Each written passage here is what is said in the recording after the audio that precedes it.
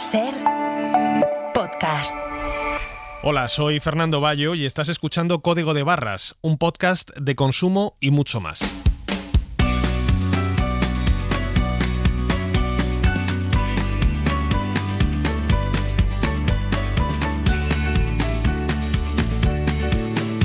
En la cadena SER, Código de Barras, con Fernando Bayo. 1 de cada 4 jóvenes inversores sigue en redes sociales a creadores de contenidos que ofrece consejos financieros. ¿Por qué confían tanto las nuevas generaciones en los llamados finfluencers? ¿Y qué peligros esconden las promesas de dinero fácil y sin salir de casa? Cada vez más comercios tradicionales echan el cierre, dejando un vacío visual y emocional en las calles de nuestras ciudades. Hoy reflexionamos sobre la lenta extinción de las tiendas de barrio. Lo vamos a hacer con la escritora Mercedes Cebrián, autora del ensayo Estimada Clientela. Pero antes, hablamos del gran apagón que ha sufrido la península ibérica esta semana, de sus posibles causas y sobre todo de las consecuencias para millones de consumidores y usuarios. Esto es Código de Barras. Empezamos. El pasado lunes, España vivió una situación sin precedentes en la historia reciente, un apagón energético generalizado que afectó a más de 50 millones de personas en toda la península ibérica. Ladies and gentlemen, for your information, we lost completely the power, so the system stopped, everything stopped for now. A ver, señores, escúchame un momento. No hay luz en Francia, ni Portugal, ni España. Vamos a salir del tren tranquilamente. Vamos a salir por la vía 1, quiere decir delante del tren. No pasen a la vía 2. Solo delante del tren hasta Conde Casal tranquilamente, ¿de acuerdo? Venga, gracias. Trenes varados durante horas en las vías, cientos de personas atrapadas en ascensores, ciudades sin semáforos ni servicio de telefonía móvil. El impacto del gran apagón fue generalizado y afectó de una forma u otra a casi todo el mundo. Teníamos el tren para llegar a las 5 y no nos dejaron ni acercarnos a la estación. Búscate un hotel, del hotel nos echaron porque hicimos el check-out y ya no nos daban habitación. Nos quedamos parados en una estación, íbamos desde Madrid hasta Valladolid, gracias a que en un momento dado contacté con un amigo de Valladolid y me vino a buscar a la estación. He cogido el ascensor, me he puesto a bajar a la calle y me he quedado entre el primero y la planta baja. Bueno, se nos había echado a perder la comida, entonces dijimos, bueno, pues como no sabemos cuánto va a durar este apagón, dijimos, pues compramos enlatados y ya está. Por eso, hoy queremos analizar las consecuencias de este evento para los consumidores y los usuarios, y lo vamos a hacer con la ayuda de todo un experto. Enrique García, portavoz de OCU, ¿qué tal? Bienvenido a Código de Barras. Hola, ¿qué tal? ¿Cómo estás? Muy bien. Enrique, desde la Organización de Consumidores y Usuarios estáis instando a las autoridades competentes a aclarar lo antes posible las causas del apagón que se sufrió esta semana en la península ibérica. No sé si se pueden determinar a partir de ahí las responsabilidades que puedan tener las empresas que proveen el servicio de electricidad. Pues es lo determinante y de hecho es lo primero que hemos hecho en OCU, dirigirnos además de forma conjunta con otras organizaciones de consumidores portuguesas a los presidentes del gobierno para que determinen quién es responsable y si estamos ante una circunstancia extraordinaria que quiero recordar que tiene 2 requisitos. Primero, que sea imprevisible y, además, tiene que ser inevitable. ¿Por qué es importante esto?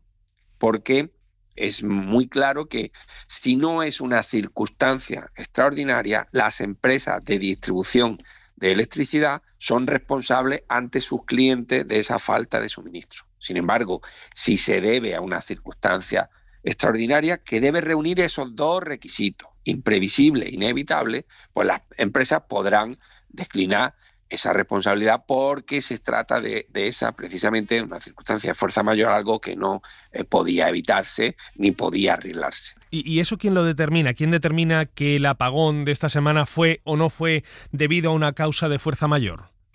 Pues nosotros entendemos que, con independencia de que haya una judicialización de esta circunstancia, porque, por ejemplo, hay una investigación de la Audiencia Nacional si hay delitos penales, debería ser la Comisión Nacional de los Mercados y la Competencia quien determine si la actuación de todos los operadores que participan en el suministro eléctrico ha sido la adecuada. Un informe de la CNMC determinando si hay esa imprevisibilidad o que es inevitable esta circunstancia, nos servirá a nosotros, a las asociaciones de consumidores, pues para determinar quién puede ser la entidad que finalmente pues haga frente a unos daños evidentes a todos los consumidores, que es una circunstancia que ha ocurrido por primera vez, ¿no? Y es que todos los consumidores nos hemos visto afectados de una u otra manera sobre esta circunstancia. De una u otra manera, aunque lógicamente ha habido afectaciones más graves que otras. ¿Qué reclamaciones estáis recibiendo en OCU estos días de parte de los consumidores y usuarios? ¿Cuáles son las más habituales? Las reclamaciones más habituales son las relacionadas con el transporte, que es el sector donde más claro se han visto estas circunstancias, ¿no? No estamos recibiendo demasiadas reclamaciones relacionadas con daños en el hogar. Primero porque los consumidores quizás no tienen muy claro que se han visto afectados, ¿no? Y luego pues hay algunas incidencias relacionadas con plazos de entrega, comercio electrónico, y muy pocas con pagos, muy pocas, ¿no? Esto da idea un poco de qué sectores han funcionado muy bien en estas circunstancias, que para el resto de operadores económicos son claramente unas circunstancias extraordinarias. Es decir, se pueden eximir de esas responsabilidades porque para los servicios de transporte, para los servicios financieros, para el comercio, esto era imprevisible y sobre todo inevitable por su parte. Eso quiere decir, Enrique, que por ejemplo una empresa de transporte, pienso en una compañía ferroviaria, no va a tener que indemnizar a los pasajeros por las pérdidas en las que han incurrido al quedarse varados durante horas en un tren. Efectivamente, tan sencillo como eso. La empresa de transporte no es responsable de esta circunstancia extraordinaria que supone un apagón total, ¿no? Y esto no quiere decir que tienen que cumplir determinadas obligaciones, pero básicamente hacer frente a las penalizaciones e indemnizaciones que tanto en el transporte aéreo como terrestre establece la normativa, pues no lo tienen que hacer porque se trata de una circunstancia extraordinaria. Es decir, sí se garantiza el derecho de reembolso, pero no una indemnización económica extraordinaria. Efectivamente, tal como establece el reglamento ferroviario y el reglamento de derechos de los pasajeros, que establecen pues compensaciones en caso de cancelación, ¿no? En este caso no se aplican. Hay una circunstancia que es ineludible y que genera muchos problemas, que es el derecho de asistencia. A aquellos pasajeros que les cogió el apagón justo en el viaje, las compañías tienen obligación de prestarle ese derecho de asistencia, que alcanza a proporcionar comida y bebida y alojamiento si es necesario. Esto es ineludible y esto sí que es reclamable por parte de los consumidores que hayan sufrido algún tipo de merma en este sentido. Pero pienso, por ejemplo, un viajero que tuviera un billete, no se ha quedado varado en mitad del trayecto, pero no ha podido realizar su viaje a tiempo y ha tenido que pasar noche en una ciudad que no sea la suya y por tanto ha tenido que reservar una habitación de hotel e incurrir en unos gastos, por ejemplo, a la hora de cenar en esa ciudad. ¿Eso tiene derecho a reclamarlo o es dinero perdido? No, nosotros entendemos que esa asistencia no afecta a los viajeros a los que se ha visto cancelado su viaje y la compañía le ha informado con suficiente antelación o a través de medios determinados, ¿no? La compañía se exime porque se trata de una circunstancia extraordinaria. Y bueno, pues aquí cuando hay una circunstancia extraordinaria que afecta a contratos, pues hay que hacer lo que se llama la restitución de las partes, de sus obligaciones, ¿no? ¿En qué consiste esto? Pues que el consumidor tiene derecho al reembolso o a que le proporcionen un transporte similar, eso sí, a voluntad del usuario. Claro. Hasta ahí llegan. Digamos, esto pues ya lo aprendimos en la pandemia, ¿no? Cuando no se pueden celebrar los contratos por una circunstancia extraordinaria para ambas partes, pues se devuelven las obligaciones. Por ejemplo, en el caso de una persona que hubiera reservado un hotel, pues el hotel está obligado a devolverle el pago de la reserva si ya se había producido, puesto que la persona no ha podido acudir a ese hotel por circunstancias que son extraordinarias, ¿no? Y por lo tanto el consumidor no tiene responsabilidad y el hotel tiene obligación de devolver esa reserva o ofrecerle una alternativa, pero siempre a voluntad del usuario.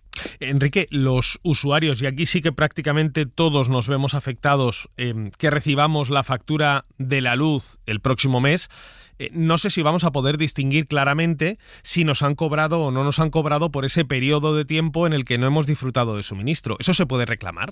No.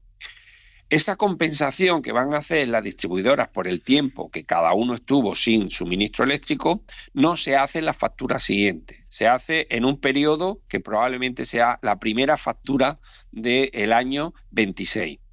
Son unas indemnizaciones mínimas exiguas que están regladas y que se calculan por el tiempo de suministro. Evidentemente no tienen nada que ver con el impacto real que eso tiene para los consumidores. Es más, hay una distinción entre zonas rurales, semirurales y urbanas, con unos tiempos más exigentes para la zona urbana, y los afectados en las zonas rurales puede que no reciban absolutamente nada, porque está dentro de los márgenes que establece esa norma.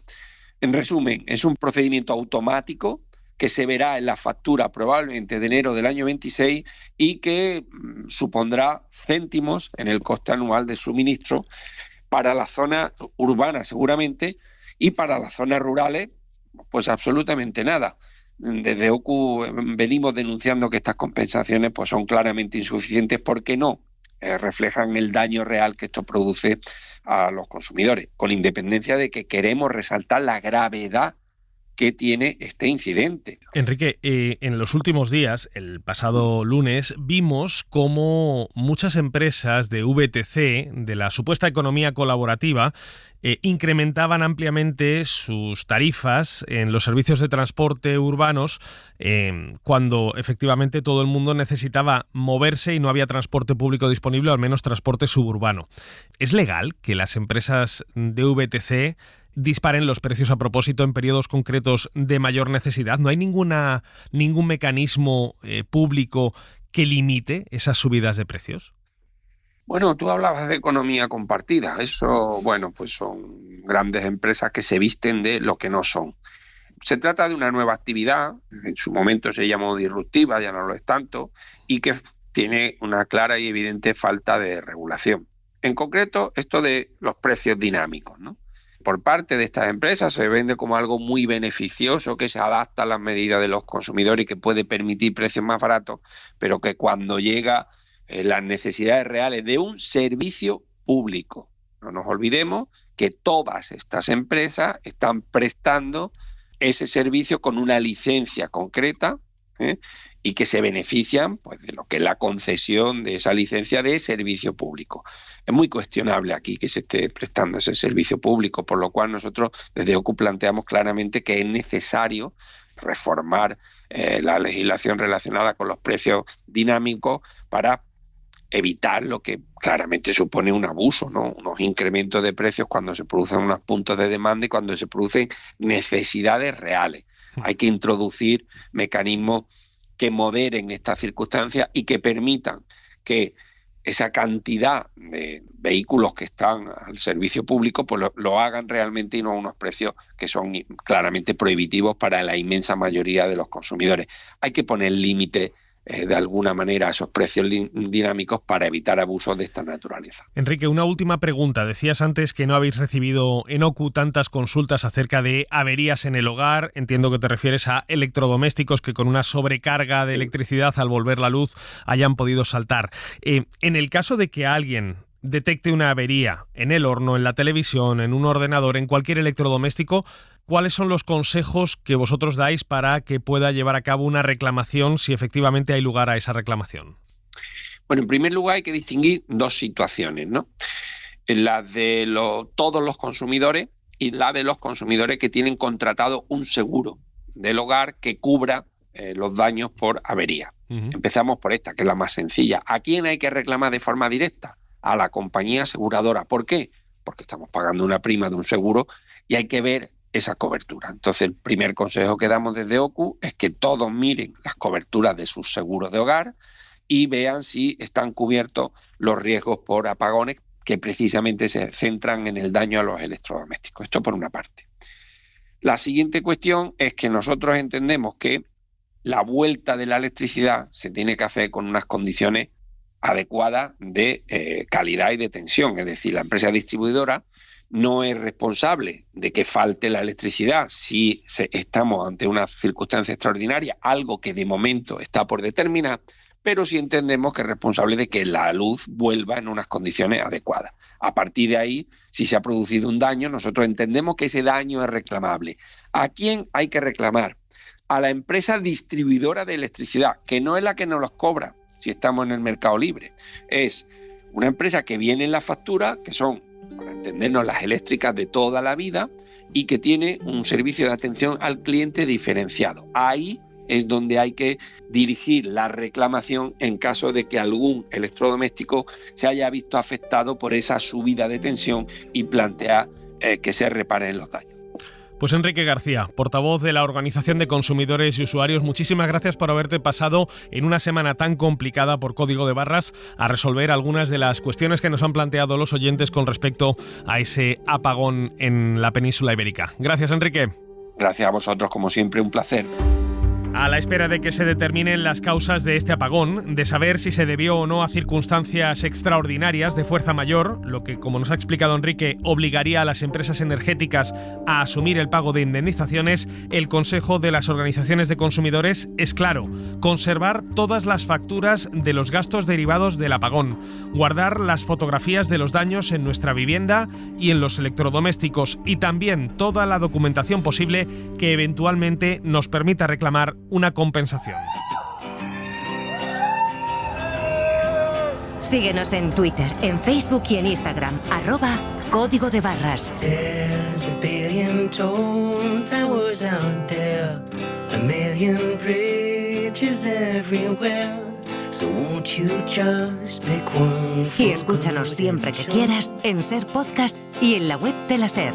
We won't tolerate no false alarms, no calls for help, no fake goodbyes. Out of my sight, out of my ears, out of my mind, in the darkness. And I promise this time I won't call 911. So don't you hesitate and get out of my life. La falta de conocimientos financieros sigue lastrando a nuestra sociedad. Las malas decisiones de inversión, el desconocimiento del riesgo que implican ciertos gastos o la escasa planificación del ahorro ponen en peligro la salud de nuestro bolsillo. Un suspenso en educación financiera que resulta especialmente notable y preocupante entre los más jóvenes que, a falta de asignaturas específicas en las aulas, buscan aprender a su manera a manejar el dinero, y lo hacen a través de las redes sociales, de la mano de influencers financieros, los llamados finfluencers. Donald Trump en el día de hoy está extremadamente contento porque su plan está saliendo a la perfección y que, si tú lo comprendes, te va a permitir ganar mucho dinero con las criptomonedas. Te voy contando las oportunidades que voy viendo para que tú también puedas aprovecharlas. Siempre con responsabilidad, porque esto no es una recomendación de inversión, solo una idea. Déjale mostrarte una manera más inteligente de generar resultados, sin salir de tu habitación.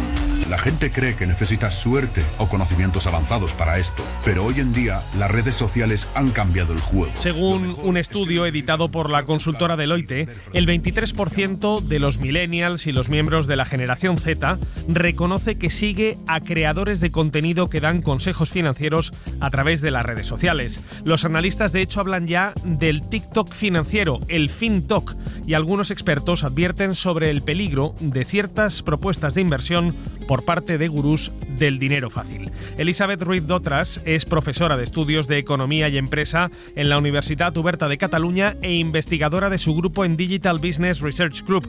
Bienvenida a Código de Barras, Elisabeth, ¿qué tal? Hola, muchas gracias por invitarme. El mensaje de que hacerse rico es algo fácil, sencillo, al alcance de cualquier persona que promueven muchos influencers, ¿es un mensaje correcto? ¿Realmente es tan sencillo hacerse rico? No, no es nada sencillo, porque si no todo el mundo sería rico. Precisamente por esto no es nada sencillo. Yo siempre digo que el dinero fácil y rápido no existe. ¿Y por qué hay tanta gente entonces que sí hace caso a esos influencers financieros, a esos consejos que dan a través de las redes sociales? ¿Qué lleva a una persona a fiarse de un desconocido que le aconseja hacer inversiones?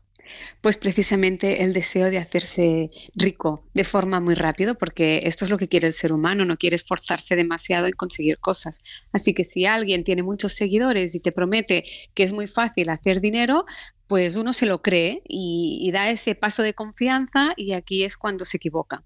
Es digamos, casi un acto de fe.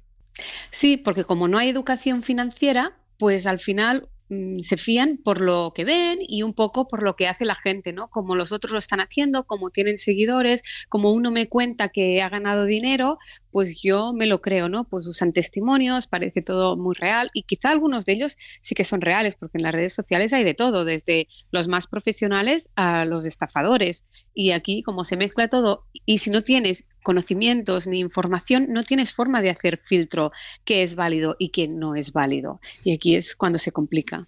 Principalmente estamos hablando de influencers y también de seguidores jóvenes. En muchos casos, hombres. No sé por qué es ese perfil de usuario el que más atraído se siente por esa llamada a hacerse rico fácilmente, que puede tener, como decíamos, consecuencias muy graves. Bueno, el hecho de la diferencia de género, por un lado, está porque en todos los estudios que se hacen, la educación financiera siempre es mayor en hombres que en mujeres. O sea que, por un lado, pues el aspecto de que uno se sienta más confiado en sus conocimientos ayuda a que le interese. Y después también hay un tema de asumir riesgo. Los hombres tienen más apetencia por el riesgo que las mujeres, ya sea por una cuestión genética, todavía no está muy claro qué hay detrás, pero sí que en general pues los hombres tienen esa apetencia. Entonces eso también, pues invertir en activos que puedan ser más arriesgados, como pueden ser las criptodivisas, como pueden ser acciones, de todo el campo de las inversiones, pues aquí los hombres se sienten más atraídos, y jóvenes, pues por el perfil joven, porque es un tema también de redes sociales, ¿no? Los jóvenes pues tienen más redes sociales que la gente más mayor, y también tienen menos a perder, es decir, pues la gente de 50 años o mayor no se lo van a creer tanto, o tienen unas responsabilidades financieras en el sentido que tienen que pagar una hipoteca o un alquiler, tienen hijos, tienen familia que sostener, y eso les lleva a que quizá no se metan tan directo. En cambio, los jóvenes pues tienen un salario, pero quizá no tienen hijos, no tienen por qué pagar una hipoteca, y aquí pues les queda un dinero que pueden invertir con más facilidad, y que si lo pierden, pues bueno, han perdido unos ahorros, pero que en el corto plazo quizá no los necesitan. Hablábamos antes de seguidores que básicamente hacen un acto de fe, se ponen la mano delante de los ojos, dan un paso al frente y se juegan su dinero en base a consejos de absolutos desconocidos que en muchos casos pueden resultar muy perjudiciales. Pero es que incluso hay gurús que apuestan por las criptomonedas, por los criptoactivos. No sé si utilizan mecanismos similares a los de las sectas para captar a seguidores. No, yo pienso que utilizan mucho el mensaje de todo lo que podrías haber ganado, ¿no? Un poco lo que está de moda ahora es el efecto FOMO, ¿no? El fear of missing out. Y el efecto de quedarte fuera, y venden mucho con esto, ¿no? Es una forma de marketing que se utiliza muchísimo en las redes sociales, el hecho de, mira, si no tienes esto, lo que te va a pasar, te quedas sin esto. Psicológicamente capta mucho a la persona, ¿no? Este miedo, porque el ser humano en esencia lo que no se quiere es quedar fuera de algún sitio porque se siente abandonado. Entonces, usar este efecto de decir, mira, si hubieses invertido en este momento, como yo te dije, yo di este consejo, hubieses ganado todo esto.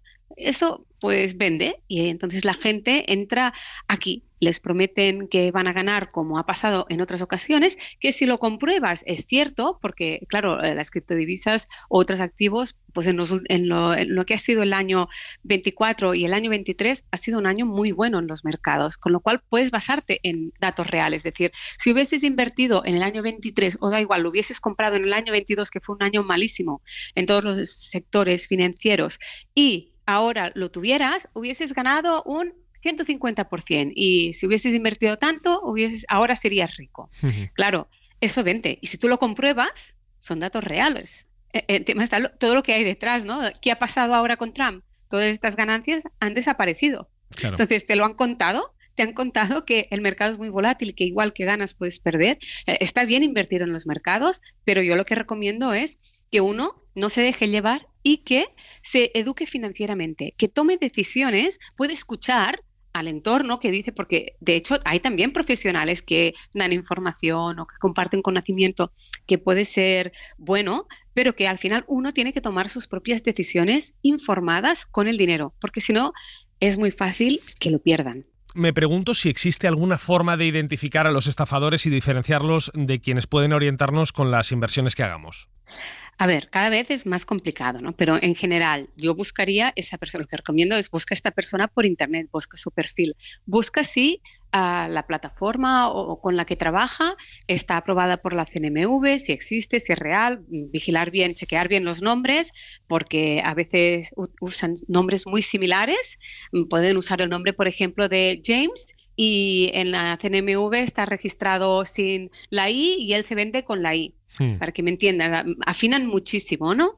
Buscar esto. Siempre uno, si invierte en alguna parte, tiene que tener acceso a su cuenta y ver su dinero. No puedes enviar tu dinero a otra cuenta bancaria y que ellos te gestionen el dinero, ¿no? Tú tienes que tener acceso a tu cuenta. Esta cuenta tiene que ser o bien una plataforma conocida o bien una plataforma de una entidad financiera donde solo tú tienes los códigos de acceso. Y sobre todo, pues buscar bien el perfil de esta persona, qué formación tiene, porque incluso aunque esta persona no sea una estafadora, sea real, ¿no? Pues también buscar qué perfil tiene, porque hay gente que da recomendaciones y que tampoco tiene tanta formación en finanzas y tiene muchos seguidores y hace muchas recomendaciones, pero al final, ¿cuánto sabe de finanzas? ¿Cuántos años se ha dedicado en el mundo profesional y qué acreditación tiene? Porque la CNMV regula a todo este sector financiero de que para gestionar carteras, para aconsejar carteras financieras, tienes que tener una certificación. Y hay gente pues que está en las redes que no dispone de esta certificación. Y si no se tiene esa certificación y se dan consejos financieros que conducen a graves pérdidas económicas, ¿hay alguna forma de reclamar responsabilidades a esos finfluencers? Bueno, podrían reclamarlo ante de la CNMV, sí que podrían, porque es ilegal. Otra cosa es, bueno, qué información pueden encontrar, qué les dijeron, qué hicieron, porque las recomendaciones al final, cuando una asesora financieramente, tiene que ser un asesoramiento individualizado. Tiene que tener en cuenta cuál es el horizonte temporal y cuál es el perfil de riesgo de esa persona.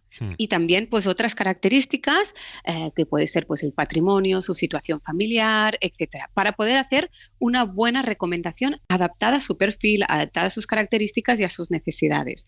Otra cosa es que se hagan recomendaciones generales y al final es pues aquella persona lo que ha decidido, ¿no? Si no tienes ningún documento que tú puedas demostrar que aquella persona pues te obligaba a hacer aquella compra, es a veces difícil.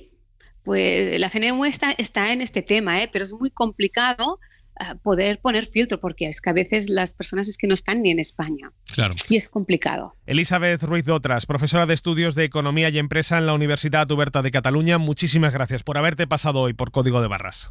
Gracias a vosotros. En unos segundos abrimos nuestro consultorio. Si usted tiene cualquier duda o reclamo de consumo, envíenosla a códigodebarras@cadenaser.com o escríbanos un WhatsApp al teléfono del programa al 679 01 7014. So it seems even the closest end up gone. Somehow we all wind up alone. This wasn't always such a tragedy. We burned like hickory and kerosene. It started getting cold and we couldn't even tell. Now we just occupy ourselves. This was supposed to be a sure thing. We let it go and cut the kite string. Fingers crossed while you held my hand. We took off, we just couldn't land. Abrimos ya nuestro consultorio esta semana con la ayuda de Miguel Crespo, abogado de CECU. Miguel, ¿qué tal? Bienvenido a Código de Barras de nuevo. Todo bien, gracias. La primera consulta esta semana es de José Luis. Nos la ha enviado desde Valencia. Recientemente viajó a Japón. En su vuelo de regreso de Tokio a Valencia con escala en Frankfurt, su maleta sufrió daños, varios agujeros y 2 ruedas rotas, según nos cuenta. Al acudir al mostrador de la aerolínea, de Lufthansa, le informaron de lo siguiente. Sorprendentemente me contestaron que me indemnizaban con 100 euros de la maleta, pero a través de una página de ellos llamada Dolphy. con un catálogo de maletas. Ellos me daban 100 euros, pero la maleta del catálogo valía 200. Miguel, ¿es legal que a nuestro oyente le ofrezcan una compensación a través de una página web externa a la aerolínea y que además la cuantía de esa compensación no llegue ni siquiera para cubrir el coste de una maleta similar a la que le han roto? Bueno, no termino de entender bien la dinámica de la compañía y esa utilización de esa página externa. Pero en cualquier caso, lo que debe saber José Luis es que según se dispone en el convenio de Montreal, Lufthansa es la responsable de los daños sufridos en el transporte de su maleta y le corresponde una indemnización que compense el valor y el estado que tenía su maleta en el momento en el que la facturó. De esta forma se debería de fijar como criterio el precio que pagó él en su día al comprarla, descontando si ha habido una depreciación pues porque fuera muy antigua o porque tuviera algunos daños ya. Si, por ejemplo, la maleta, pongamos, le costó 500 euros, la compró hace 6 meses, debería de plantear la reclamación, dado que esos 100 euros parece a todas luces que es una cuantía insuficiente, sobre todo teniendo en consideración la propia valoración que hace la compañía. La siguiente consulta nos la envía desde Alcoy Marcos. Desde hace un tiempo graba sus llamadas cuando habla con servicios de atención al cliente. Él nos dice, informa de que la llamada va a ser grabada y solicita el consentimiento antes de continuar con esa grabación. No suele tener problemas, pero ahora está viendo más resistencia. Cuando llamo a la empresa que lleva la financiación de mi coche, cuando informo a la persona que la conversación se está grabando, al preguntarles si me dan su consentimiento, últimamente estoy encontrando un poco más de resistencia de lo normal. Lo que Marcos quiere saber básicamente es si puede aplicar el mismo criterio legal que esas empresas utilizan al grabar las llamadas y si en el caso de no tener una confirmación explícita de permiso, esas llamadas podrían ser válidas o no como prueba si quiere denunciar a la empresa por una mala práctica. Pues es curioso el caso que nos traslada Marcos. Con carácter previo, sí debemos indicar que según la normativa de protección de datos, la voz se considera un dato personal y por lo tanto se deberían de cumplir para grabarla con las obligaciones que se dispone en esta normativa, que son obtener el consentimiento expreso para realizar la grabación, obligación de informar la finalidad que van a tener esos datos y una diligencia a la hora de conservarlos. Sin embargo, hay que decir que esto resulta de aplicación cuando es una empresa quien graba a un particular, no en el caso contrario. Digamos que las empresas no tienen datos de carácter personal que haya que proteger. De esta forma y hecha esta aclaración previa, debemos decir que aunque el Código Penal sí tipifica como un delito grabar conversaciones sin el consentimiento de la otra parte por una vulneración de su derecho al secreto de las comunicaciones, el Tribunal Supremo ha matizado esto, indicando que si quien graba es parte interviniente en la conversación, como en este caso Marcos, no existe tal delito. Así pues, un poco recogiendo todo esto que os he contado, teniendo en consideración que quien llama es una empresa y que Marcos está grabando solo para protegerse en el caso de que el día de mañana la compañía pudiera aplicar unas condiciones diferentes a las que ha pactado verbalmente, considero que la grabación, aun sin el consentimiento de quien le llama, sería legal, siempre que la use a los fines descritos y no, por ejemplo, pues para difundirla con un ánimo difamatorio. Una última consulta, nos la envía Ainhoa. Compró a través de una empresa, Iron Strength, unas pesas. A los pocos días le informan de que el producto no está disponible y le ofrecen uno similar, más barato, pero claro, de peor calidad. Y la diferencia de dinero podría invertirla, le dicen, en otros productos de la misma tienda.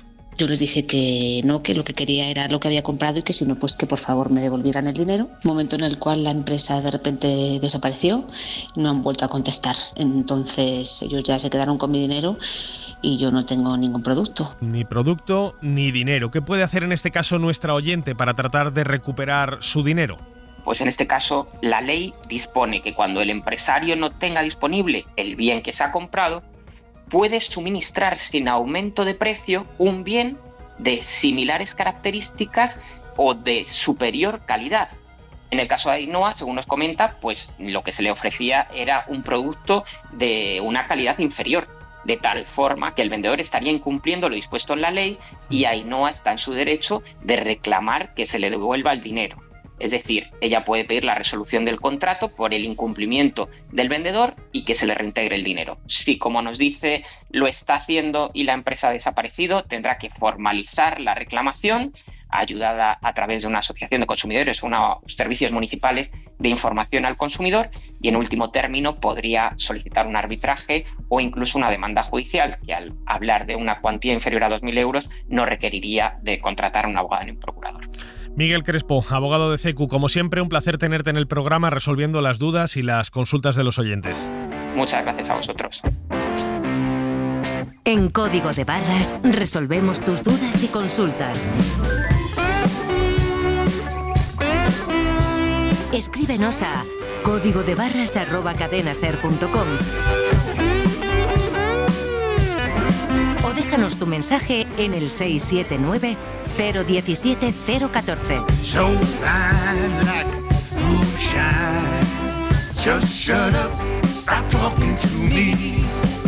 Divine like fine wine. Just shut up, stop talking to me. Don't need to hear you speak. No opinions, no critique. No small talk, no child's play. Don't make me wait, baby, I ain't got all day.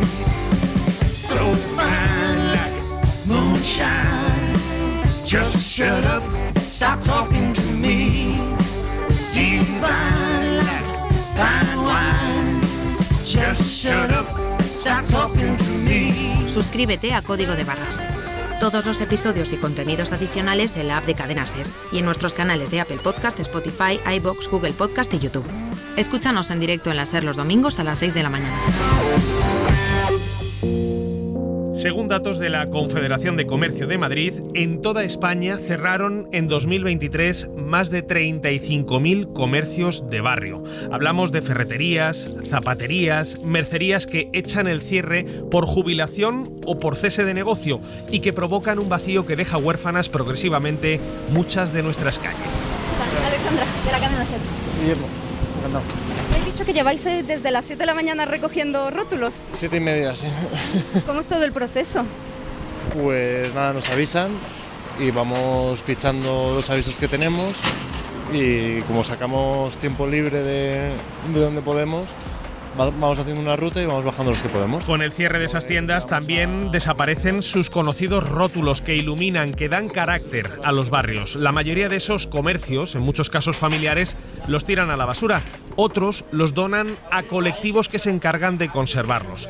En uno de ellos trabaja Guillermo, ese joven al que escuchábamos hablar con Alexandra Furnea. Alexandra, ¿qué tal? Muy buenas. Hola, Fernando. ¿A dónde te has ido con Guillermo? Pues mira, te voy a situar en el mapa. Hemos ido a la Avenida del Mediterráneo, es en el barrio del Retiro, muy cerca del parque, aquí en Madrid, para acompañar al colectivo de artistas Paco Graco al local de Pedro Perea, que antes se dedicaba a vender accesorios para vehículos. Su tienda la abrió el padre hace unos 50 años y ahora Pedro tiene que cerrarla por jubilación.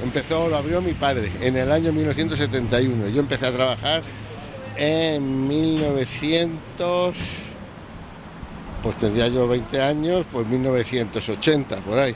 Gracias a mi hija que estudió Historia del Arte y sabe todo esto, si no yo lo iba a tirar todo. Pues esto que se lo lleva. Mira, estamos escuchando cómo los vecinos saludaban a Pedro mientras que Guillermo, Mercedes y Jacobo, que son también parte del colectivo, sacaban sus escaleras y se ponían manos a la obra para quitar ese rótulo. Le preguntamos además a Jacobo qué se suelen llevar de los rótulos y en este caso si es difícil quitarlo o no. Casi todo lo que se rescata a día de hoy son cajas de luz, de plástico. Entonces, en verdad, el desmontaje es muy similar, exceptuando cuando hay que coger un cristal o algún cartel de madera pintado, ¿no? Esa labor sí es distinta, ¿no? Pero el proceso de extracción suele ser bastante rápido, o sea, no nos quedamos más de 5 minutitos viendo cómo estaban quitando la tapa de plástico. Y además nos acercamos a Alberto Nanclares, que es uno de los fundadores del colectivo, y le pregunté más o menos cuánto suele tardar en quitar todo, no solo el plástico. Que ahora mismo el mandarín está dando un poco más de problemas, pero quitar el plástico ha sido 3 minutos, puesto que los plásticos están hechos para ser quitados y reemplazados los fluorescentes. Entonces son útiles, son accesibles, no son nada complicado. Paco Graco cuenta con más de 300 rótulos que luego lo quieren exponer en diferentes sitios, donde no solo cuentan la historia de cada rótulo, sino todo el colectivo que forman juntos. es importante la historia de todos ellos. Cada uno tiene una historia, porque realmente a nosotros nos gusta decir que los rótulos no son importantes sueltos, sino son importantes juntos en la ciudad. Por eso no es que nosotros destaquemos un caso como la obra maestra de nuestra colección, sino que cualquiera, el rótulo más humilde, el cachito de plástico de los años 90, unos LEDs y aluminio son igual de importantes que los vidrios que tenemos de principio de siglo. Porque nuestra vida, la tuya y la mía, es igual de importante que la de Benito Pérez Galdós. Y eso creo que es una de las claves para que la ciudad no te dé igual. Y también es muy importante hasta el plástico más pequeño, decía Alberto. Y lo pudimos comprobar porque en ese momento estábamos viendo salir a Jacobo y a Mercedes con papel de envolver de la misma tienda. Y además, Fernando, quédate con esto, salían con una puerta. Porque esta puerta que tiene de especial, porque habéis dicho que está tapizada, pero ¿por qué os la llevaríais ahora mismo? Porque ya nadie, cuando alguien construye ya reformas o hace nuevas estéticas, nadie tiene la gran genial idea de que la puerta del baño de este comercio quisiese él que había que tapizarla y la tapizase y que sea la del baño además. Mercedes nos contaba que ellos se suelen llevar más cosas aparte de todos esos rótulos y los papeles y lo que puedan encontrar, sobre todo porque no quieren que la historia del lugar se pierda. Y además ellos están empezando a hacer un registro de todos esos rótulos, que bueno, según nos cuenta es bastante difícil. Ahora nos tenemos que, hoy a lo mejor vamos a 3 sitios de repente, ¿no?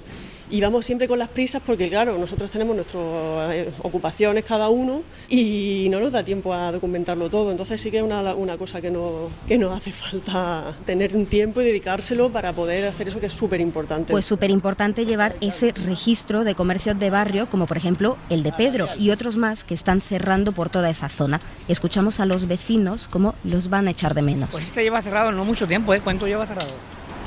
3 meses, 4 meses llevará. O sea, acaba de jubilarse hace muy poco tiempo. O sea, que es muy reciente. Que se estén cerrando por aquí tantos comercios de barrio. No creas que se encierran muchos, ¿eh? ¿Verdad? De barrio, ¿cuál se cierra? Ahí detrás en Cabanillas hay 2 cerrados. Este se ha jubilado y muchísima gente se está jubilando, lo que pasa es que lo cogen otros, pero se están cerrando muchos locales. Contaban que en la misma esquina de esa calle había una frutería con un rótulo precioso. Tanto los vecinos como el colectivo Paco Graco no los decían, pero tuvieron la pena de que se perdió durante la obra. Vaya. Pues hablar del paisaje urbano, de la idea que tenemos de nuestras calles gracias en parte a esos carteles que ayudan a generar un imaginario que va pasando de generación en generación, es precisamente lo que hace Mercedes Cebrián, escritora y autora de Estimada Clientela, publicado en Editorial Siruela, un ensayo que, como decimos, celebra el arte de ir de compras con una mezcla de humor y nostalgia por un mundo, el de esas tiendas de siempre, que va desapareciendo de nuestro paisaje cotidiano. Mercedes, ¿qué tal? Bienvenida a Código de Barras. Hola, muchas gracias. Me siento muy como pez en el agua en un programa como este. Y nosotros encantados de tenerte porque este libro nos va perfecto para hablar precisamente sobre esa desaparición de las tiendas, de los comercios de barrio de las que nos hablaba mi compañera hace un momento. Tú, de hecho, dices en el libro que las tiendas crean paisaje comercial. ¿Qué transformación estás viendo tú en ese paisaje, en ese mapa urbano en los últimos tiempos? Bueno, la transformación más fuerte fue durante el confinamiento y el principio ya de la salida del confinamiento, que realmente es que muchas tiendas quebraron y además lo que se veía en la calle eran simplemente personas que en bicicleta repartían lo que fuera, ¿no? De Globo y demás empresas y que repartían paquetes también de Amazon y todo eso. Entonces eso era para mí apocalíptico y dio lugar al libro. Necesité escribir el libro al ver eso. Luego, por suerte, no hemos perdido todo y se ha recuperado un poco el paisaje, digamos que se ha repoblado como cuando se hace repoblación forestal, pero sí que veo sobre todo, bueno, que ya no le merece la pena a alguien económicamente poner una pequeña tienda de ciertas cosas y parece que no hay clientela para ello.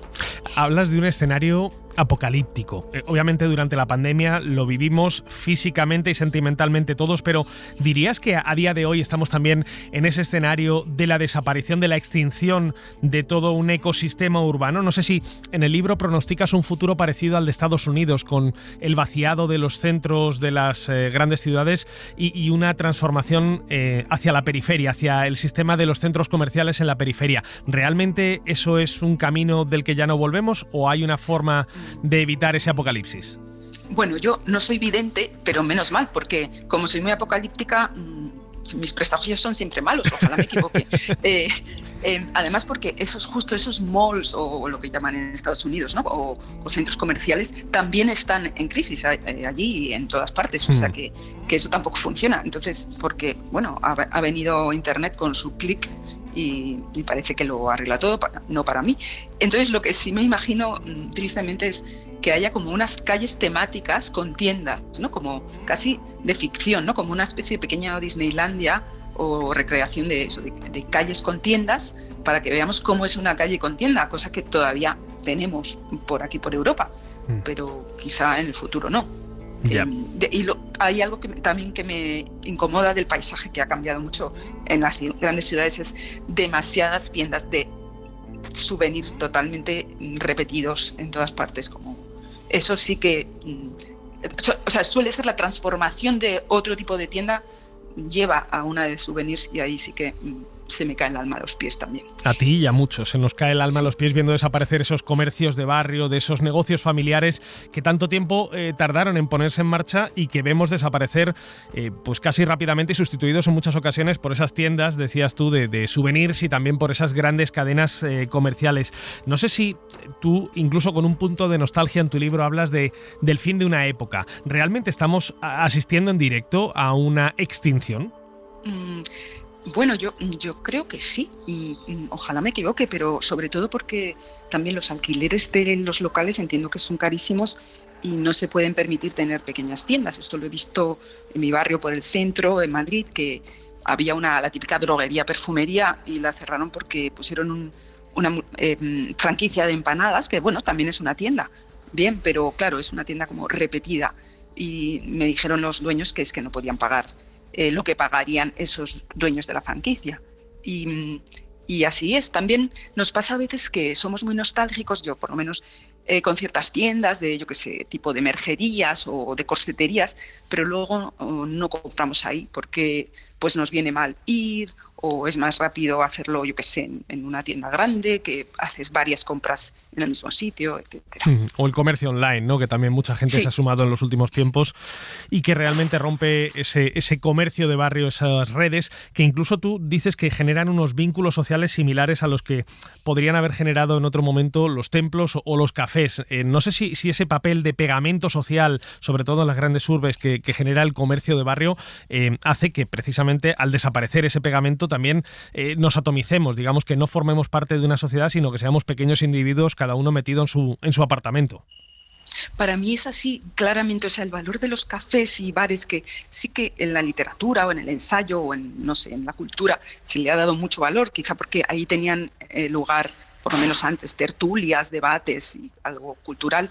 Pero bueno, digamos que ya hay libros, ¿no?, sobre los cafés, su importancia en la cultura europea, en las urbes.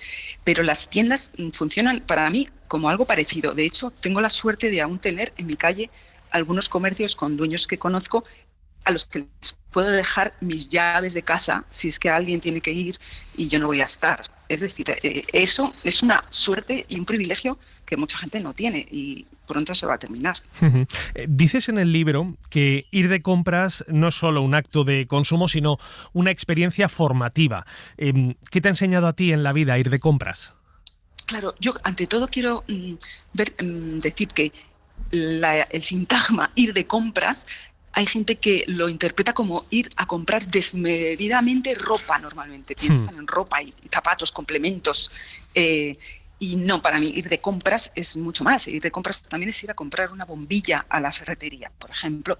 Entonces, creo que hay que aprender a comprar. Siento que, por ejemplo, hay gente que no mira la etiqueta para ver si lo puedes lavar en casa o tienes que llevarlo al tinte. O no decir, ay, vaya, no lo puedo lavar, se me han cogido, o cosas así. Mercedes, hablas de aprender a leer las etiquetas de los productos, aprender a comprar, pero también, de alguna manera, la cartelería en las ciudades es la que nos ayudaba también a guiarnos un poco por ese paisaje urbano. Uno sabía que estaba en el barrio de los joyeros, o en el barrio de los sastres, o en el barrio de los zapateros, por la cartelería que veía en los escaparates y por los productos que veía expuestos.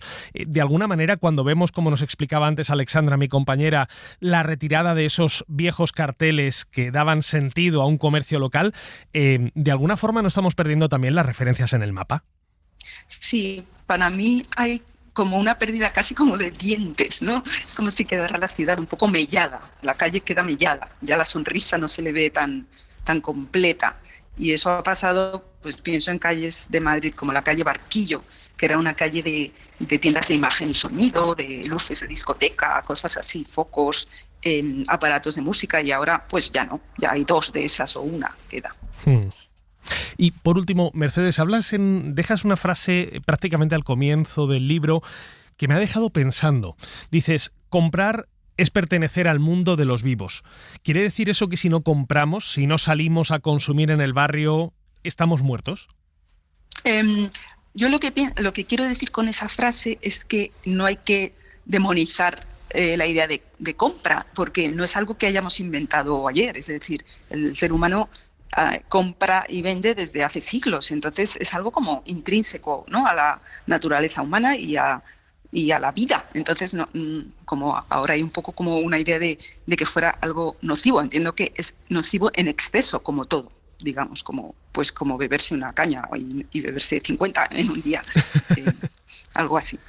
Pues Mercedes Cebrián, no te quitamos más tiempo. Ha sido un placer hablar contigo acerca de este libro fantástico, Estimada Clientela, una celebración del arte de ir de compras, y tanto que es así, porque en él se destila no solamente esa nostalgia, sino también, como decíamos, ese amor por las tiendas de barrio, por los comercios locales y familiares que tanto defendemos aquí en Código de Barras. Pues muchísimas gracias a vosotros, que sé que me escucháis con conocimiento de causa. Mercedes, gracias y un abrazo. Un abrazo.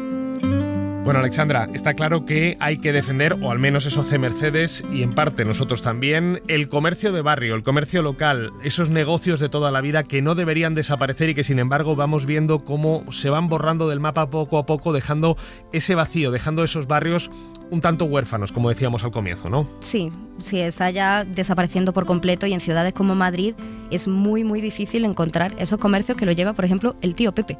Sobre todo que es que esos comercios tienen unos rótulos preciosos, tú los has podido ver, que además imprimían carácter a la ciudad y que tienen que salvarse, si no el negocio, al menos sí esa rotulación. Alexandra Furnea, como siempre, muchísimas gracias. Gracias, Fernando.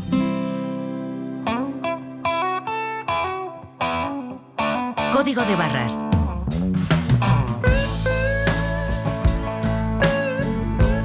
El consumo en la SER.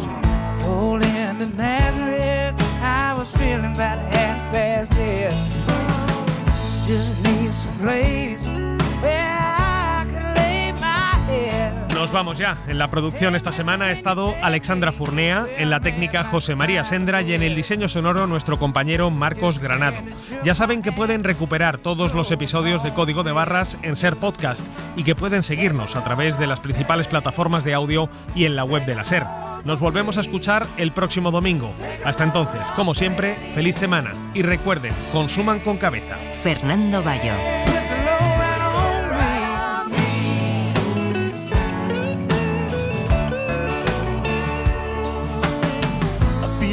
My bags when looking for a place to hide. When I saw old Garment on the double walking side by side, say hey, come on, let's go downtown. She said I gotta go, but my friend can stick around. Take a load of Fanny, take a load for free. Take a load of Fanny. Put the load around me.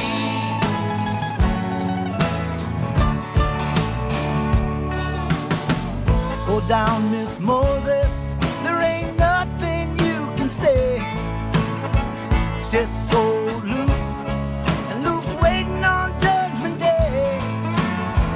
Well, Luke, my friend, what about young Annalie? I said, do me a favor, son, won't you stay and keep Annalie company? Take a load off Fanny, take a load for free. Take a load off Fanny. Put the load right on me.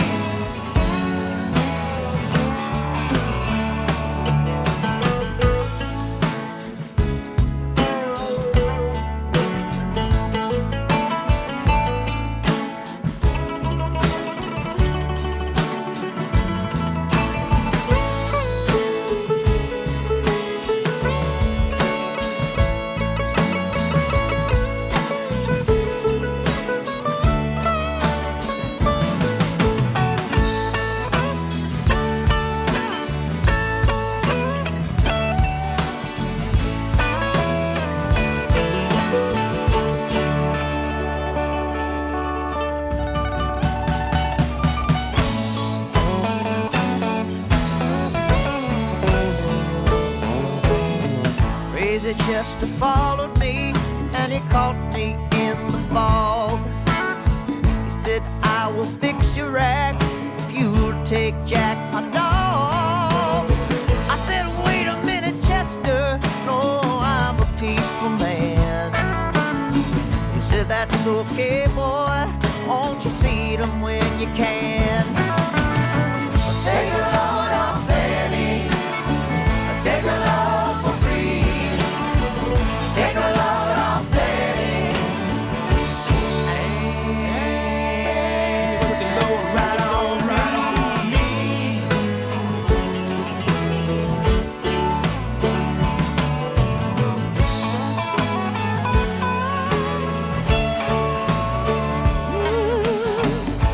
Catch a cannonball now to take me down the line.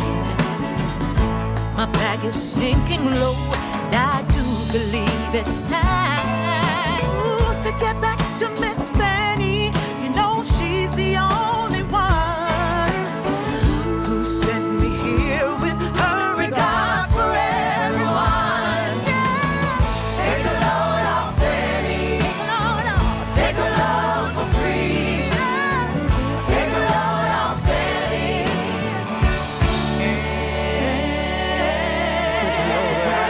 Right on me.